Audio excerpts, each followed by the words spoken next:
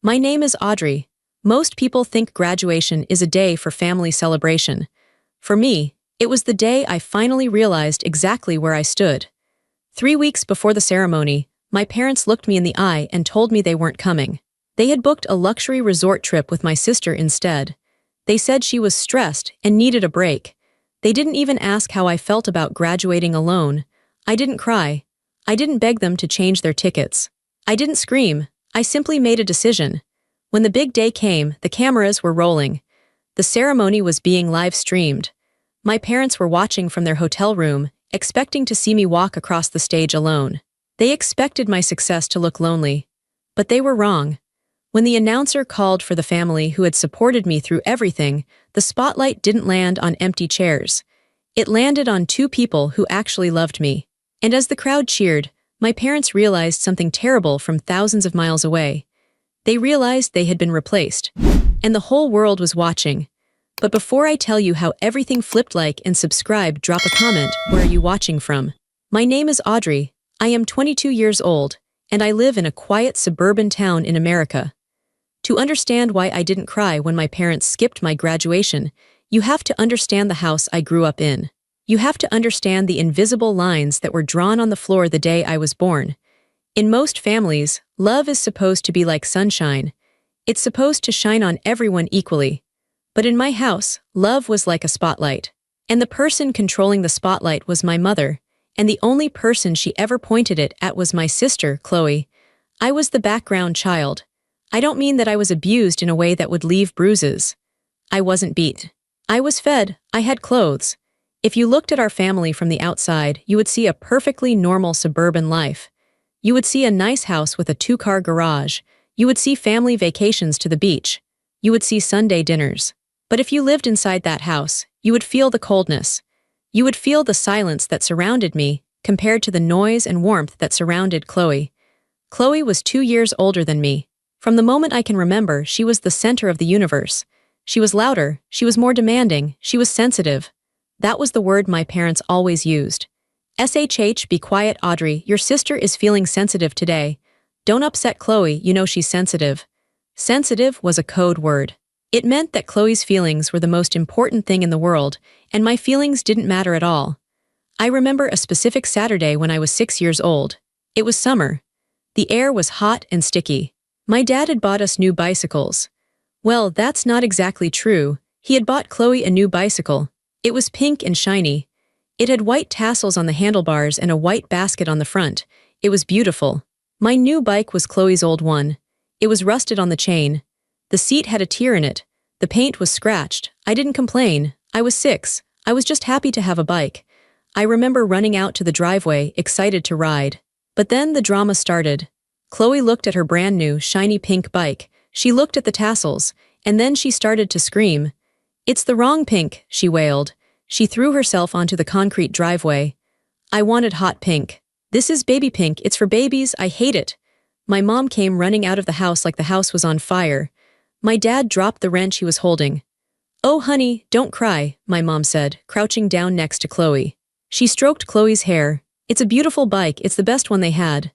"I hate it," Chloe screamed, kicking the tire of the new bike. "Take it back. I won't ride it." My dad looked stressed. He wiped sweat from his forehead. "Chloe, sweetie, the store is closed now. Just try it. It cost a lot of money." "No," Chloe yelled. I stood there holding the handlebars of the rusty hand-me-down bike. I was waiting for them to look at me. I was waiting for them to say, "Audrey, how is your bike? Are you ready to ride?" They never looked. I got on my bike. I was small and the bike was a little too big for me.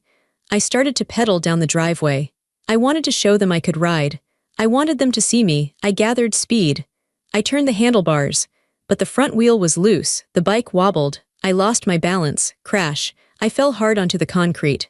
The metal pedal scraped all the way down my shin. It ripped my skin. Blood started to well up immediately. It hurt. It hurt so bad that the air left my lungs. I started to cry. "Mom, Dad," my mom turned her head. She looked at me sitting on the ground with blood on my leg. But she didn't run to me. She didn't look scared for me. She looked annoyed. "Audrey, please," she snapped. "Can't you see we are dealing with a crisis here? Your sister is hysterical. Stop making noise." "But I'm bleeding," I sobbed. "Go inside and put a Band-Aid on it," my dad said, his voice impatient. "Don't be a baby, Chloe is really upset right now." I stopped crying. Not because it stopped hurting, but because I was shocked. My sister was crying because she didn't like the color of a brand new gift. I was crying because I was bleeding, and they chose to comfort her. I picked myself up off the ground. I limped into the house. I found the bathroom. I washed the blood off my leg with cold water. It stung. I found a Band-Aid and put it on. I sat on the edge of the bathtub and looked at my reflection in the mirror. I was 6 years old, but I looked older. I looked tired. That was the day I learned the rule: pain doesn't matter, only volume matters, and Chloe is always louder. This pattern repeated itself every single year. When Christmas came, the tree would be full of presents, but the distribution was always uneven. Chloe would get the big-ticket items, the gaming consoles, the designer clothes, the jewelry. I would get socks. I would get school supplies. One year I got a calculator. "You're the smart one," my dad said with a shrug when I opened it. "We thought you'd use it." Chloe opened a box with a new leather jacket. She frowned.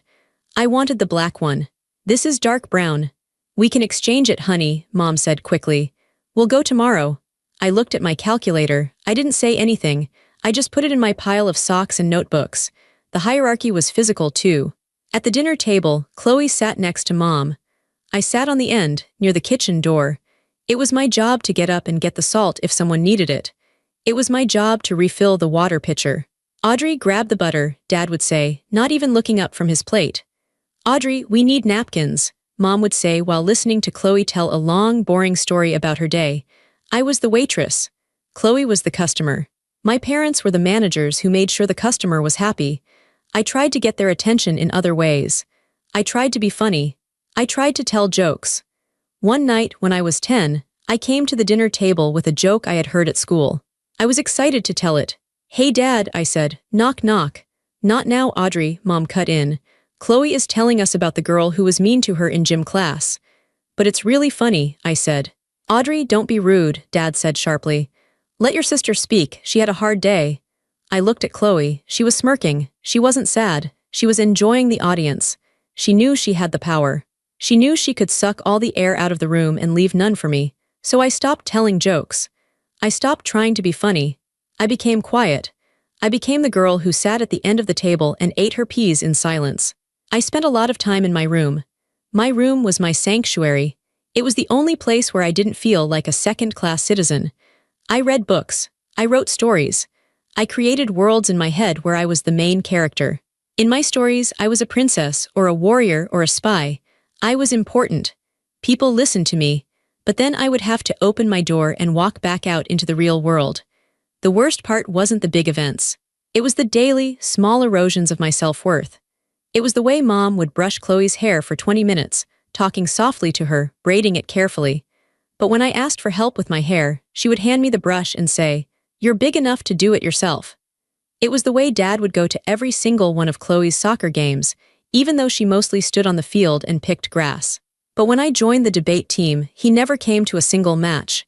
"Debate is boring, Audrey," he told me. "It's just people arguing. I get enough of that at work." "But I'm the captain," I said. "That's nice," he said, turning back to the TV. I learned to carry everything alone. I learned that if I wanted something done, I had to do it myself. I learned that if I was sad, I had to comfort myself. By the time I was 12, I was basically an adult. I did my own laundry. I made my own lunches. I kept track of my own dentist appointments. My parents bragged about this to their friends.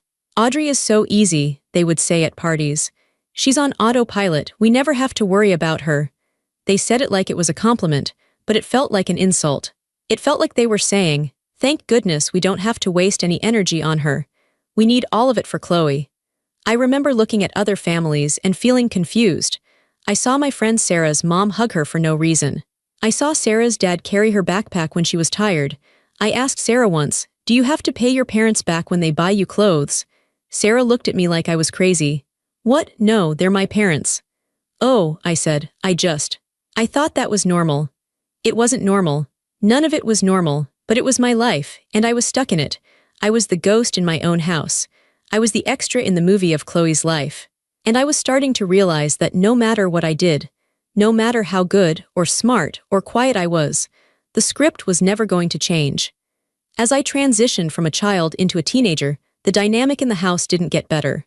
It got sharper, it got more expensive, and the consequences became more painful. High school is a time when you are supposed to figure out who you are. For me, high school was a 4-year confirmation that I didn't matter. Chloe was 2 years older, so we were in high school together for 2 years. Those 2 years were hell. Chloe was popular, but in a messy way. She was always in the middle of some drama. She was breaking up with boys, or fighting with her best friends, or getting in trouble with teachers for talking in class. Every night at the dinner table, it was the Chloe show.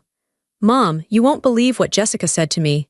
Dad, I need $80 for a new dress for the dance because I hate all my old ones. The teacher is so mean, she gave me a C just because I didn't turn in the homework." My parents ate it up.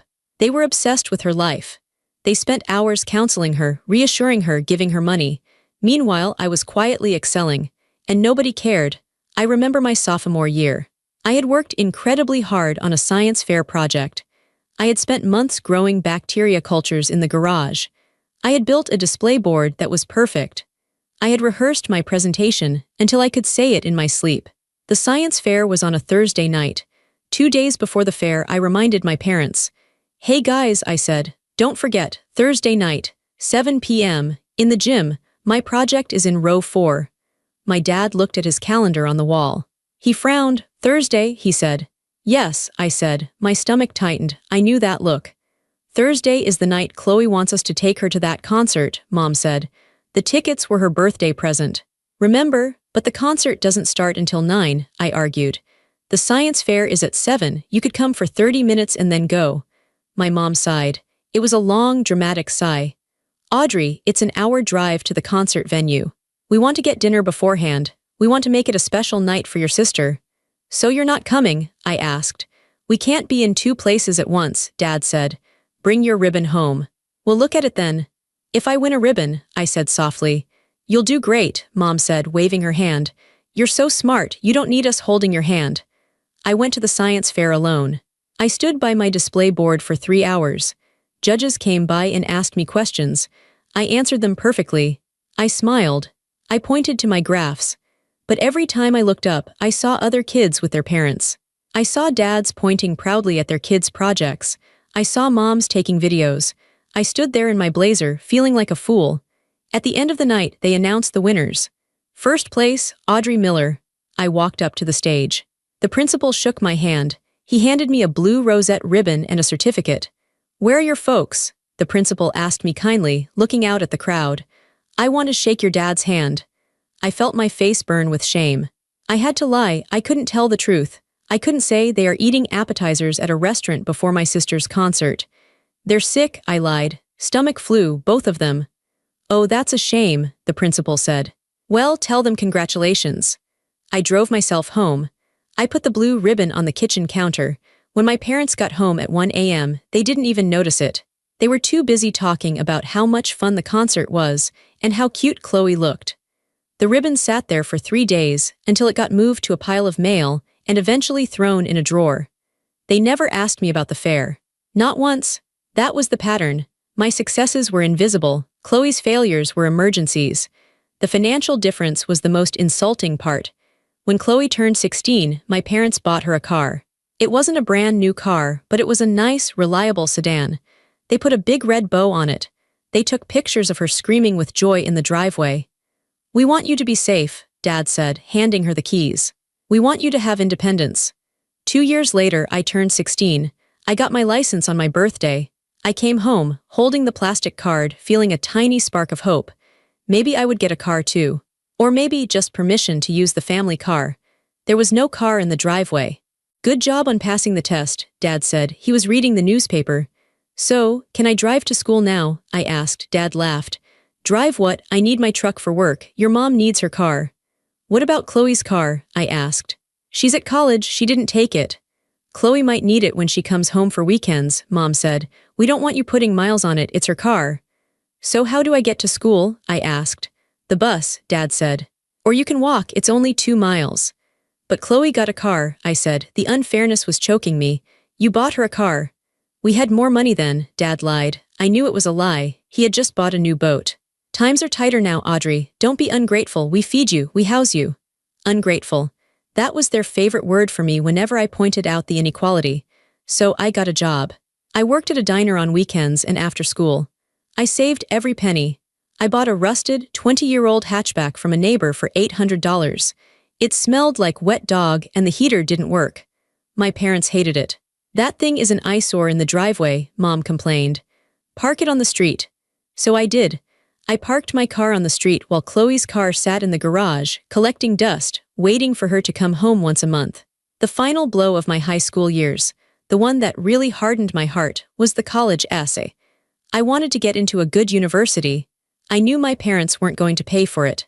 They had spent their college fund on Chloe's tuition at a private liberal arts college where she was currently failing 2 classes and majoring in general studies. I needed a scholarship. I needed a full ride. There was a statewide essay contest. The prize was a full scholarship to the state university. It was prestigious. It was competitive. I spent 3 months writing that essay. The topic was overcoming adversity. I wrote about growing up in the shadow. I didn't name names, but I wrote about the feeling of being invisible. I wrote about the science fair. I wrote about the rusted bike. I poured my soul onto the paper. It was the best thing I had ever written. I printed it out. I left it on the dining room table to proofread it one last time before submitting it. The next day, I came home from school. I walked into the kitchen. My mom was sitting at the table with Chloe, who was home for the weekend. They were reading my essay. My heart stopped. "What are you doing?" I asked. Chloe looked up. Her eyes were red. She was crying. "How could you write this?" Chloe sobbed. She waved the paper at me. "You make me look like a monster. You make Mom and Dad look like bad parents." It's just an essay," I stammered. "It's about my perspective." My mom stood up. She was furious. Her face was tight with anger. "This is a betrayal, Audrey," Mom spat. "Airing our dirty laundry, telling strangers that we don't love you. How dare you?" "It's the truth," I yelled. It was the first time I had raised my voice in years. "It's how I feel." "It is selfish," Mom yelled back. "If you submit this, you will humiliate your sister. You will humiliate this family." She took my essay. She ripped it in half. Then she ripped it again. "You are not submitting this," Mom said. "Write something else. Write about, I don't know, write about volunteering, but you are not submitting this garbage." I stood there, watching the pieces of my hard work flutter to the floor. I wanted to scream. I wanted to break something. But I knew it wouldn't matter. They didn't care about my scholarship. They cared about their image. They cared about Chloe's feelings. I didn't submit the essay. I wrote a generic one about working at the diner. It was fine. It was boring. I didn't win the scholarship. I got into the university anyway based on my grades. But I didn't get the full ride. I had to take out loans. I had to work 2 jobs. When I moved into my dorm room freshman year, nobody helped me. Chloe had moved in 2 years prior. My parents had rented a U-Haul. They had spent the whole weekend setting up her room, buying her matching bedding, hanging curtains, filling her mini fridge. For me, "We're busy this weekend," Dad said. "You have your little car. You can fit your clothes in there." I drove myself to college. I carried my boxes up 3 flights of stairs alone. I set up my bed alone. I sat on the bare mattress in the empty room and looked out the window. I saw other parents hugging their kids in the parking lot. I saw moms crying. I saw dads handing their daughters tool kits and mace. I had nothing. I had my loans. I had my old car. And I had the burning, cold realization that I was an orphan with living parents. I swallowed the disappointment. It was a familiar taste by now. It tasted like ash. I told myself it's okay. I'll succeed anyway. I'll show them. I'll graduate with honors. I'll make them proud. I was so stupid. I still wanted their approval. Even after everything, I still thought there was a finish line where they would finally clap for me. I didn't know yet that the finish line kept moving. I didn't know that even on my graduation day, the day I had worked 4 years for, they would find a way to take the spotlight away from me one last time. But that was coming. The ultimate betrayal was just around the corner. And this time, it wouldn't just hurt me. It would destroy us. 3 weeks. That was all the time I had left before the ceremony. I had already bought my cap and gown. I had ironed the sash.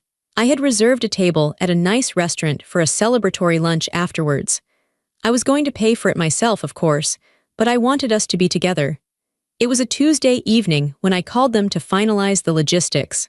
I wanted to know what time they would be driving down so I could meet them at their hotel.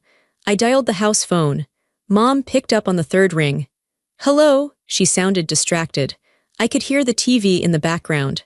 "Hey Mom, it's Audrey," I said, trying to keep my voice cheerful. "Oh, hi Audrey." Her tone didn't lift, it went flat. "I'm just calling to check on the plan for graduation weekend," I said. "I wanted to know if you guys booked the hotel near campus or if you're staying further out." There was a silence on the other end, a long, heavy silence. "Mom," I asked. "Audrey," she started, and I knew. I knew instantly from the tone of her voice. It was the same tone she used when she told me they couldn't come to my play, or my award ceremony, or my birthday dinner. "Audrey, listen," she said. "We've been talking." "Talking about what?" My hand tightened around my phone. "Your sister. She's been having a really hard time lately," Mom said. "Her job is stressful and she's just feeling very down. She's been depressed, Audrey." "Okay," I said slowly. "I'm sorry she's sad, but what does that have to do with my graduation?" "Well," Mom sighed, "we decided that what the family really needs right now is a reset, a break. So Dad and I booked a trip to a resort in Mexico for the three of us, for me, Dad, and Chloe." The world seemed to stop spinning. "You booked a trip?" I repeated. "When?" "The flight is next Thursday," she said. "But that's graduation weekend," I said. My voice sounded small, like I was 7 years old again. "Mom, that's the weekend I graduate." I know," she said quickly, dismissively. But the dates for the resort were non-negotiable. It was a special package. "And frankly, Audrey, we just thought you would understand. You're always so capable. You know how fragile Chloe is right now. She needs this sun and relaxation." "We all do." My dad picked up the extension line. He must have been listening. "Audrey," Dad's voice was gruff. "Look, don't make your mother feel guilty. This trip is important for the family's mental health. Chloe is really struggling." "I'm graduating from college," I said. I felt tears pricking my eyes, but I refused to let them fall. "I am the first person in this family to get a degree. And you're going to a resort." "It's just a ceremony, Audrey," Dad said. "It's sitting in a hot stadium for 3 hours listening to boring speeches. We can celebrate with you when we get back. We'll do a dinner or something." "You won't be back for 2 weeks," I whispered. "We sent a card," Mom said. "Look, we have to go, we're packing, just have a good day, okay? Call us next week." "They didn't even ask," I said to the empty air in my apartment. "They didn't even ask if I was okay." I realized then that they hadn't just double-booked, they had made a choice. They looked at my biggest achievement, and they looked at a vacation with my sister, and the vacation won. I wasn't even in the competition. I hung up the phone. I sat on my couch in the dark. I waited for the sobbing to start. I waited for the rage, but it didn't come. Instead, a strange calm washed over me. It was a cold, metallic feeling. It was the sound of a lock clicking shut. For 22 years, I had been begging for a seat at their table. I had been trying to earn my ticket into their family. But tonight, they had made it perfectly clear. I wasn't invited. And if I wasn't invited to their family, they were no longer entitled to mine. I stood up. I wiped a single tear from my cheek, and I picked up my phone again. I had one best friend, Sarah. We had met freshman year in the dorms and had been inseparable ever since. Sarah knew about my family. She had seen the way they ignored my calls. She had seen me cry on my birthdays when they forgot to send a card. Sarah's parents, Mr. and Mrs. Miller, were the opposite of mine. They were loud, warm, and present. They drove 5 hours just to have lunch with Sarah on a random Tuesday. They sent care packages with cookies for both of us. I dialed the Miller's house number. I knew Sarah was there for the weekend visiting them. "Hello," Mrs. Miller answered. Her voice was cheerful. "Hi, Mrs. Miller, it's Audrey," I said. My voice cracked, I couldn't help it. The calmness was breaking a little now that I heard a kind voice. "Audrey, how are you, sweetie? Are you excited for the big day?" That broke me. I let out a sob. "Audrey, what's wrong?" Her voice instantly shifted to pure concern. "Honey, what happened?" I told her everything. I told her about the phone call. I told her about the resort in Mexico. I told her that my parents were choosing a tan over my diploma. I didn't try to make it sound better than it was. I just laid the ugly truth out on the table. "I'm going to be alone," I choked out. "I'm going to walk across that stage and nobody is going to be there for me." There was silence on the line for a moment. But it wasn't the heavy, dismissive silence of my mother. It was a silence filled with shock and anger. "Oh, honey," Mrs. Miller said softly. I heard her put the phone down on the counter. "Bob, Sarah, come here," I heard shuffling, and then I was on speakerphone. Sarah and Mr. Miller were there too. They made me repeat the story. "That is unconscionable," Mr. Miller said, his voice deep and angry. They are abandoning you for a vacation." "Yes," I whispered. "Well," Mrs. Miller said. Her voice was firm. It had a steeliness to it that I had never heard before. "You are not going to be alone, Audrey. Absolutely not." "We're coming," Sarah said immediately. Obviously I was coming, but now we're all coming. "But, you guys have limited tickets," I said. "You have your own family coming for Sarah." "We have extra tickets," Mrs. Miller said. "And even if we didn't, we would stand in the parking lot and scream your name." Then Mrs. Miller said something that changed my life. "Audrey, listen to me. Family isn't just whose DNA you have. Family is who shows up. If your parents are too foolish to see what an incredible young woman you are, that is their loss. A massive loss. We would be honored to sit in those seats and claim you as ours for the day, if you'll have us." I felt fresh tears running down my face, but these weren't sad tears. They were relief. "You'd really do that?" I asked. "Try and stop us," Mr. Miller said. "We're bringing the big camera. We're going to embarrass you with how loud we cheer." For the first time in my life, I didn't feel like the background child. I didn't feel like the inconvenience. I felt chosen. I wiped my face. "Okay," I said. "Okay, thank you." "Don't thank us," Mrs. Miller said. "We love you, kiddo. Now get some sleep. We've got a graduation to plan." I hung up the phone and looked around my quiet apartment. The pain of my parents' betrayal was still there, like a bruise, but something stronger was growing over it. My parents had made their move. They thought they could discard me and I would just quietly accept it. They thought I would be sitting there alone, sad and invisible. But they didn't know about the Millers. And they definitely didn't know what I was planning next, because I wasn't just going to let the Millers sit in the audience. I had a special role for them. And when my parents turned on the live stream from their hotel room in Mexico, they were going to get the shock of their lives. While my parents were busy booking flights to Mexico and buying swimsuits for Chloe, they were missing the biggest development of my life. Because they never asked me about my day, and because they never asked me about my classes, they had no idea what I had actually been doing for the last 2 years. They thought I was just studying textbooks and taking exams. They thought I was an average student getting an average degree. They were wrong. During my junior year, I had taken a creative writing seminar. It was supposed to be an easy elective, but the professor, Dr. Aris, saw something in my work. He pulled me aside one day after class. "Audrey," he said, holding my final paper, "this isn't just an assignment, this is a voice. You have a voice." He connected me with an internship at a major digital media company in the city. I didn't tell my parents. I knew what they would say. They would say it was a waste of time. They would say I should focus on getting a real job with benefits so I wouldn't be a burden on them. So I did the internship in secret. I worked nights. I worked weekends. I wrote scripts. I edited content. And 6 months ago, one of my projects, a documentary series about hidden poverty in wealthy suburbs, was picked up for development. It was huge. The company didn't just want to buy the script. They wanted to hire me. They offered me a full-time position starting the Monday after graduation. The starting salary was more than my dad made. I wanted to tell them. God, I wanted to tell them so bad. When I got the offer letter, I almost called my mom. I wanted to hear her say, "Wow, Audrey, we are so proud of you." But then I remembered the resort. I remembered the mental health break for Chloe.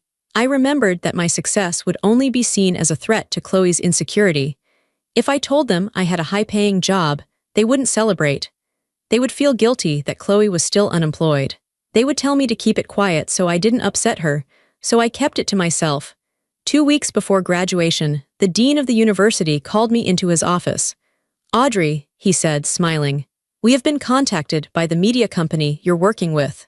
They want to make a donation to the department in your name, and they want to announce your hiring publicly at the graduation ceremony. It's a showcase of our department's success." I sat in the leather chair, stunned. "Publicly?" "Yes," the dean said. "During the conferral of degrees, it's a special honor. We usually reserve this for the valedictorian, but your achievement is unique. We want to highlight you." He looked at his clipboard. "Now, I see here we have your parents listed as your guests, Mr. and Mrs. Hart. We will want the camera to pan to them when we make the announcement. We want to capture their reaction. Is that okay?" I looked at the dean.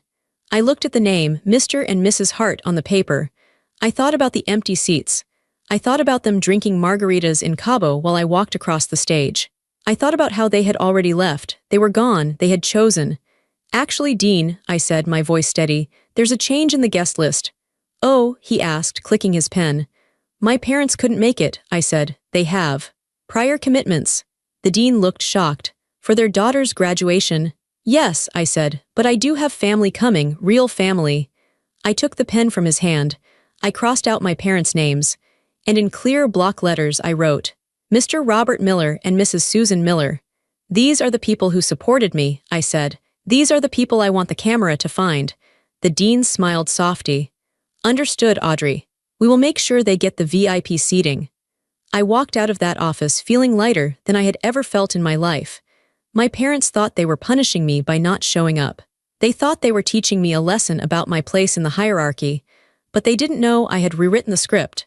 They didn't know that by leaving me, they had given me the stage. Graduation morning was hot. It was one of those humid, sticky days where the air feels heavy. I woke up in my apartment alone. My roommates had already left to meet their families for breakfast. The apartment was quiet. Usually, this silence would have made me cry. I would have imagined my mom making pancakes or my dad pacing around in his suit. But today, the silence felt like focus. It felt like the quiet before a battle. I put on my dress. I put on my gown. I adjusted the cap in the mirror. I looked at myself. I didn't look like the scared little girl with the rusty bike anymore. I looked like a woman who survived. My phone buzzed. It was a text from Mom. "Thinking of you today. Hope the ceremony isn't too long. We are having a great time. The beach is beautiful. Chloe is finally relaxing. Send us a pic. Love, Mom. No congratulations." "No, I'm sorry we aren't there. Just a request for a picture and an update on Chloe's relaxation." I didn't reply. I turned my phone off. I drove to the stadium. The parking lot was a sea of families. There were balloons, flowers, signs. I walked through the crowd, head high. And then I saw them. Standing near the entrance, holding a massive bouquet of yellow sunflowers, my favorite, were the Millers.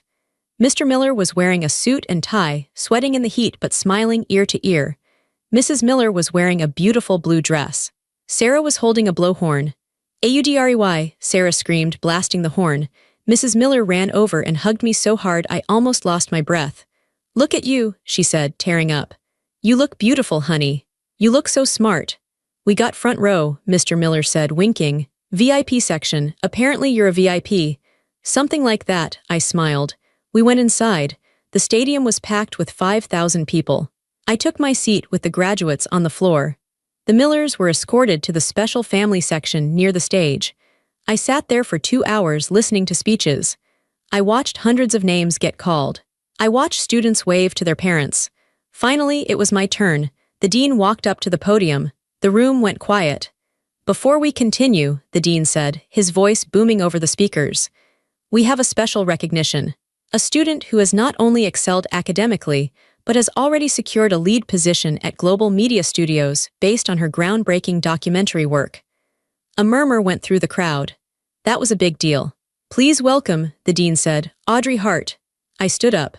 My legs were shaking, but I forced myself to walk. I walked up the stairs. The lights were blinding. I walked to the center of the stage. The dean handed me my diploma. Then he leaned into the microphone. "We know that success doesn't happen in a vacuum," the dean said. "It takes a village. It takes a family who believes in you. Audrey has asked us to specially recognize the parents who supported her through late nights, financial struggles, and hard work." I looked at the camera. I knew it was live streaming. I knew the link had been sent to all the families. I knew my parents were probably half watching it in their hotel room while getting ready for dinner. "Will the family of Audrey Hart please stand?" the dean said. The giant screen behind me switched from my face to the audience. The camera zoomed in. It didn't show empty seats. It showed Mr. and Mrs. Miller. They stood up. Mrs. Miller was crying openly now, clutching the sunflowers. Mr. Miller was clapping his hands high in the air, beaming with pride. Sarah was jumping up and down. The caption on the giant screen and on the live stream read, "Audrey's parents, Robert and Susan Miller." The crowd erupted. The applause was deafening. It was a wave of noise that washed over me. I looked at the Millers. I looked at the camera. And I smiled. A real, genuine smile. I knew in that exact second that somewhere in Mexico, a phone had just dropped to the floor. The aftermath was instant. We went to lunch at a steakhouse. The Millers paid for everything. We toasted with champagne. I felt like I was floating, but while we were eating, the internet was working.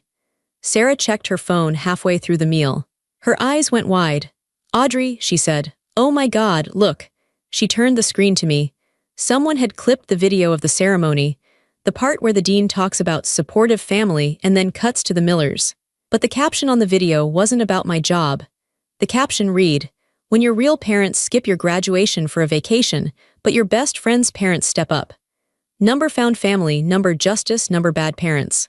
It had 200,000 views, and it was climbing. The comments were brutal. "Who leaves their kid on graduation day? Those people in the crowd look so proud. I thought they were her real parents until I read the caption. Imagine missing this moment. The parents are trash. I'm crying, the way the mom is looking at her." My phone, which I had turned back on, started to vibrate. 1 missed call, Mom, 2 missed calls, Dad, 3 missed calls, Chloe, then a text from Chloe. "WTF, Audrey? Why are people tagging me in this video? Why are the Millers listed as your parents?" Then a text from Mom, "Answering your phone now. This is humiliating. People are calling us." I put my phone face down on the table. "Is everything okay?" Mrs. Miller asked, touching my hand. "Better than okay," I said. "They're watching." By the time we finished dessert, the video had hit 1 million views. A local news station had shared it. It was a feel-good story about community support, but everyone in our small town knew the subtext. Everyone knew the Harts were in Mexico. My parents were being roasted alive in the court of public opinion. People who knew them, neighbors, church members, coworkers, were commenting, "Wait, isn't that the Hart's daughter? Where's Stan and Linda? I saw Linda post a picture from Cabo yesterday, they skipped it. Wow, just wow." My dad left a voicemail. I listened to it in the bathroom. His voice sounded panicked. "Audrey, pick up. This is a misunderstanding. You need to post something clarifying that we are away for a family emergency. People are saying terrible things on your mother's Facebook. Fix this." A family emergency. He wanted me to lie. He wanted me to cover for them again. He wanted me to be the good daughter who cleaned up their mess. I looked at myself in the bathroom mirror. I thought about the rusty bike. I thought about the science fair. I thought about the empty seat at the dinner table. I deleted the voicemail. I walked back out to the table. "Ready to go?" I asked the Millers. "Ready," Mr. Miller said. "We're so proud of you, Audrey." "I know," I said. "I finally know what that feels like." My parents cut their trip short. They flew back 2 days early. I guess it's hard to relax on the beach when your entire social circle is calling you a deadbeat parent. I was at my apartment, packing up my things to move to the city for my new job.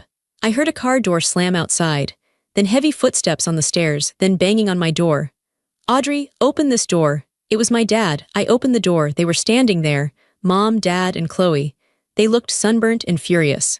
They pushed past me into the living room. "Do you have any idea what you've done?" Mom screamed. She wasn't asking how I was. She was shaking a printed screenshot of the viral video at me. "I can't even go to the grocery store." Mrs. Gable commented on my post asking if I enjoyed abandoning my child. "It's a PR nightmare." "You made us look like monsters," Chloe chimed in. She was scrolling on her phone. Someone found my Instagram and commented, "Selfish sister. You need to delete your account, Audrey." I stood by the kitchen island. I didn't offer them water. I didn't offer them a seat. "I didn't post the video," I said calmly. "Strangers did." "But you set it up," Dad yelled. His face was red. "You gave the dean the Millers' names. You erased us." "You erased yourselves," I said. My voice was quiet, but it cut through their shouting. "You booked the trip, Dad. You chose the resort. You told me to my face that you had other plans." "We are your parents," Mom cried. Tears started running down her face, the weaponized tears she always used to get her way. "We raised you, we fed you. And you give the credit to Susan Miller. That woman is a stranger." "She was there," I said. "She was sitting in the chair you left empty." "It was one weekend," Mom sobbed. "We have been there for 22 years. "No," I said. "You haven't." The room went silent. "You weren't there for the science fair," I said, counting on my fingers. "You weren't there for the debate finals. You weren't there when I broke my arm when I was 12 and drove myself to the urgent care because you were watching Chloe's recital. You have never been there." "That is not true," Dad sputtered. "You're exaggerating, you're being dramatic." "I'm done," I said. "I'm done being the background character in Chloe's life." "So what? You're just going to cut us off," Chloe scoffed. "Good luck paying for your apartment without Dad's help." I laughed. It was a dry, humorless laugh. "I don't need Dad's help," I said. "I have a job, a career, the one the dean announced on stage." The one you would have known about if you had asked me a single question about my life in the last 6 months. They looked confused. They didn't even know what job I was talking about. I'm moving tomorrow, I said. I'm paying for it myself. I'm handling it myself, just like I always have. Audrey, please, Mom changed her tone. She saw that her anger wasn't working, so she switched to guilt. We're a family. Families forgive. We made a mistake. We'll make it up to you. We can have a big dinner tonight. Just post something online saying it was a misunderstanding. Please, for the family. She reached out to touch my arm. I took a step back. No, I said. What do you mean no? Dad demanded. No dinner, no post, no forgiveness, not this time. I walked to the door and opened it. You should go, I have packing to do. You're making a mistake, Dad warned. If you walk away now, don't expect us to be there when you fail. I don't expect you to be there at all, I said. That's the point. They stared at me. For the first time, they looked small. They looked like people who had lost something valuable and didn't know how to get it back. They walked out. I closed the door, I locked the deadbolt. And then I went back to packing. It has been 5 years since that day. I live in the city now. I'm a senior producer at the media company. I have a beautiful apartment with big windows and plants that I actually remember to water. My relationship with my parents is polite. That's the best word for it. We talk on Christmas. We talk on birthdays. It's a 10-minute call. We talk about the weather. We talk about traffic. We don't talk about my life, and I don't listen to their drama about Chloe. Chloe is still living in their basement. She's on her 5th career path. My parents are still rescuing her, still paying her bills, still exhausting themselves trying to make her happy. They look 10 years older than they are. They tried, for a while, to get back in. When I won an Emmy for my documentary work last year, they sent flowers. They posted about it on Facebook. So proud of our daughter. I didn't comment. I didn't like the post. I just let it sit there. I realized that they don't miss me. They miss the prop. They miss the easy child who made them look good without requiring any effort. But I don't need them to look good anymore. I spent Thanksgiving with the Millers this year. We cooked a huge turkey. We played board games. We laughed until our sides hurt. At the dinner table, Mr. Miller raised a glass. To Audrey, he said, we are so lucky to have you in our lives. To family, I said, clinking my glass against his. I looked around the table. I saw Sarah, my best friend. I saw her husband. I saw her parents, who treat me like their own daughter. I realized that I wasn't a victim anymore. I wasn't the girl with the rusty bike. I wasn't the invisible student. I was the author of my own story. I learned a hard lesson that day on the graduation stage, but it was the most important lesson of my life. You cannot force people to love you. You cannot earn your way into someone's heart if they don't have room for you. You can scream and beg and be perfect, and it won't change a thing. But the good news, the really good news, you can choose. You can walk away from the people who hurt you. You can find the people who see you. You can find the people who will drive 5 hours to sit in a hot stadium just to cheer for your name. I still have the photo from graduation day, the one of me and the Millers smiling with the sunflowers. I keep it on my desk. It reminds me that blood makes you related. But loyalty, love, showing up when it matters, that makes you family. And for the first time in my life, I have plenty of it. If you are watching this and you are the background child, if you are the one who is always overlooked, always quiet, always waiting for your turn, stop waiting. Stop trying to buy a ticket to a show that doesn't want you. Pack up your things, open the door, and go find the people who will clap for you. They are out there, and they are waiting to meet you. My name is Audrey, and I finally chose myself.